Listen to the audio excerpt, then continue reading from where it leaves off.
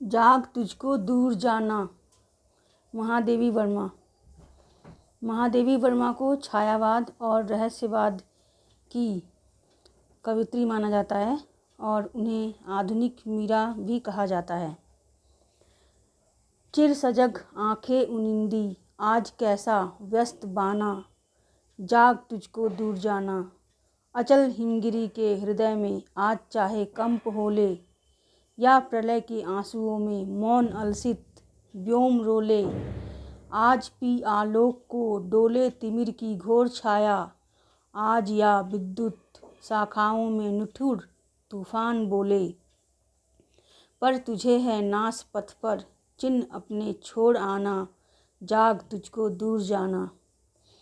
कवित्री महादेवी वर्मा परतंत्रता से पीड़ित भारतवासियों को जागरण का संदेश देते हुए कहती हैं कि सदैव सतर्क सावधान रहने वाली आँखों में आज निद्रा का भाव क्यों है। आज तुम कहाँ इतने व्यस्त हो गए हो कि अपने उद्देश्य को ही भूल गए हो। हे वीरों, जागो, क्योंकि स्वतंत्रता अभी नहीं मिली है। अतः तुम्हारा मार्ग लंबा है, तुम्हें बहुत दूर जाना है। आलस्य से काम नहीं चलेगा। मार्ग में चाहे कितनी भी अड़चनें आएं, बाधाएं आएं, पर उनकी चिंता न करते हुए हमें अपने गंतव्य की ओर बढ़ते जाना चाहिए। स्थिर रहने वाला हिमालय ही चाहे कांप जाए, भले ही बादलों से सजा हुआ मौन आसमान प्रलय के आंसुओं से रोए, अर्थात इतनी भयंकर वर्षा हो कि प्रलय ही आ जाए। आज चाहे प्रकाश को अपने अंदर समाकर अंधकार की घोर छाया ही क्यों न चारों ओर फैल जाए, आसमान में बिजली कड़के और भयंकर तूफान ही क्यों न आ जाए। इन कठिनाइयों से भरे मार्ग पर तुम्हारे कदमों के निशान पड़ने चाहिए, अर्थात कितनी भी भयंकर बाधाएं आए, मुसीबतें आए, पर तुम्हारी गति को रोक न सकें। कवित्री देशभक्तों को जागृत करते हुए कहती हैं कि मार्ग की बाधाओं से न डरकर उन्हें निरंतर प्रयत्नशील रहना चाहिए। बांध लेंगे क्या तुझे यह मोम के बंधन सजीले, पंथ की बाधा बनेंगे तितलियों के पर रंगीले। विश्व का क्रंदन भुला देगी मधुप की मधुर गुनगुन, क्या डुबा देंगे तुझे यह फूल के दल ओस गीले। तू न अपनी छां को अपने लिए कारा बनाना, जाग तुझको दूर जाना। महादेवी वर्मा कहती हैं कि मोम से बने ये सुंदर रिश्ते रूपी बंधन तुझे कैसे रोक सकते हैं, क्योंकि ये मोम के बंधन तो जरा से ताप से ही पिघलकर अपना अस्तित्व खो देंगे। फिर इनमें बंधकर अपने उद्देश्य को क्यों भूलें। मार्ग में चलते हुए रंग बिरंगी तितलियां तेरे कार्य में अवरोध उत्पन्न क्यों कर रही हैं। भौरे की गुनगुन की मधुर आवाज़ में तू क्या इतना व्यस्त हो जाएगा कि विश्व का रोना ही भूल जाए। आज भारत माँ की पुकार है कि उसके देशभक्त वीर आगे आएं और उसे दुखों से मुक्ति दिलाएं। ओस से भीगे हुए पुष्प अपनी मनोहारी सुंदरता से सबको मोहित कर लेते हैं। कवित्री कहती हैं कि पुष्पों की मोहकता क्षणिक है, उसे अपने बड़े उद्देश्य के लिए बाधक नहीं बनाना चाहिए।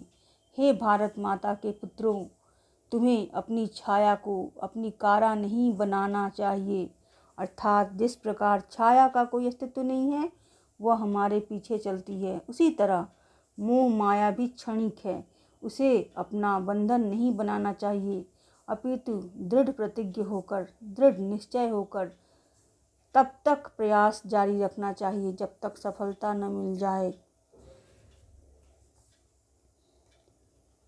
वज्र का उर एक छोटे अश्रु कण में धो गलाया, दे किसे जीवन सुधा दो घूंट मदिरा मांग लाया।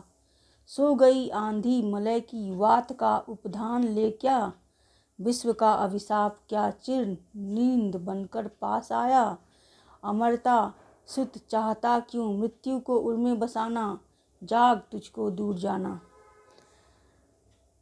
कवित्री दार्शनिक विचारों से अभिव्यक्त होकर कहना चाहती हैं, तुम्हारा हृदय तो वज्र के समान कठोर है, तुम तो फौलाद के बने हो, फिर एक आंसू के कण से तुम कैसे गल गए, अर्थात थोड़ी सी परेशानी से क्यों घबरा गए। तुम्हारे पास तो देशभक्ति का अमृत था, उसको छोड़कर तुमने मदिरा का नाश रूपी नशा क्यों कर लिया। नशे में मनुष्य को अपनी सुध-बुध ही नहीं रहती है और नशा उतरने पर उसे पछतावा होता है। मदिरा का नशा क्षणिक है, सुधा अमृत तो मनुष्य को अमर बना देती है। ऐसा लगता है जैसे मलयाचल से आने वाली शीतल सुगंधित वायु के द्वारा आंधी शांत हो गई है। जिस उत्साह से करोड़ों देशवासियों का जीवन सुखी हो सकता है, उत्साह की वह आंधी क्यों रुक गई है। आंधी की तीव्रता ही उसकी शक्ति की परिचायक है। आलस्य हमारे लिए अभिशाप है, उससे मुक्ति के लिए ही हमें गतिशील होने की आवश्यकता है। ऐसे समय में नींद शोभा नहीं देती। कवित्री को लगता है कि जागरूकता की कमी अभिशाप बनकर देशभक्तों के समक्ष खड़ी हो गई है। तुम तो अमरता के पुत्र हो, फिर मृत्यु का भय अपने अंदर क्यों समाये हुए हो। आत्मा अमर है, शरीर क्षणभंगुर। एक दिन सबको मरना है, फिर क्यों न कुछ अच्छा काम करें और मरकर भी अमर हो जाएं। मृत्यु का डर मातृभूमि के चरणों में बलिदान होने से क्यों रोक रहा है। कह न ठंडी सांस में अब भूल वह जलती कहानी, आग हो उर में तभी दृग में सजेगा आज पानी। हार भी तेरी बनेगी मानिनी जय की पताका, राख क्षणिक पतंग की है और अमर दीपक की निशानी। है तुझे अंगार सैया पर मृदुल कलियां बिछाना, जाग तुझको दूर जाना। कवित्री कहती हैं कि उस ओजपूर्ण जलती हुई कहानी को मत भूलो। देश को स्वतंत्र कराने का उत्साह, जोश और उमंग कम नहीं होना चाहिए। ठंडी सांस में यह मत कहो कि उस जलती कहानी को भूल जाओ।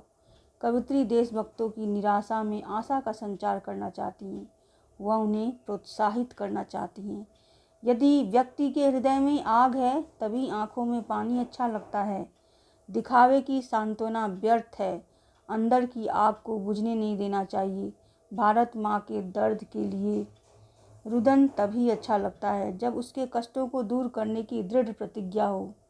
भले ही हमारा प्रयत्न असफल हो जाए, पर इस असफलता में ही सफलता छिपी हुई है। कवित्री को पक्का विश्वास है कि वह दिन दूर नहीं है जब हम अपने प्रयत्न में सफल होंगे। जिस तरह पतंगा एक क्षण में जलकर राख हो जाता है और दीपक अमर रहता है, उसी तरह अनेक देशभक्तों का बलिदान ही स्वतंत्रता के दीपक की अमर कहानी कहेगा। आज मन में देशभक्ति की आग ही भारतवासियों के जीवन पथ को कोमल कलियों से भर देगी। जागो और अपनी मंजिल की तरफ बढ़ो, क्योंकि अभी दूर जाना है।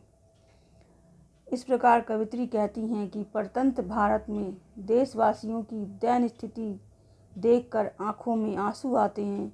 देश की स्वतंत्रता के लिए लाखों लोगों ने अपने जीवन ही बलिदान कर दिए।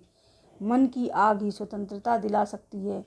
यदि हम चुपचाप बैठ जाएंगे तो देश स्वतंत्र कैसे होगा। अतः हे देशभक्तों, नवयुवकों, जागो।